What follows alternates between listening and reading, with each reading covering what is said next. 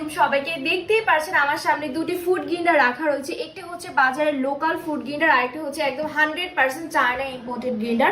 So আমরা কিভাবে বুঝবো কোনটা লোকাল এবং কোনটা 100% অরিজিনাল গ্রিন্ডার?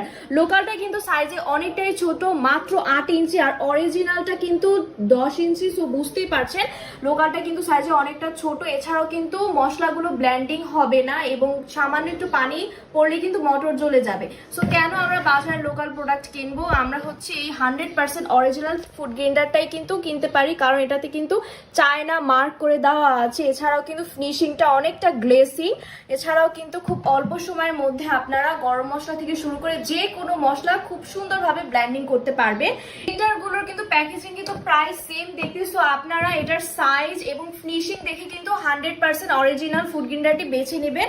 সো যারা যারা অর্ডার করতে চাচ্ছেন সবাই স্ক্রিনে দেওয়া নাম্বারে যোগাযোগ করুন, অথবা পেজে গিয়ে আপনার নাম, মোবাইল নাম্বার, ঠিকানা দিয়ে অর্ডারটি প্লেস করে ফেলুন। ধন্যবাদ।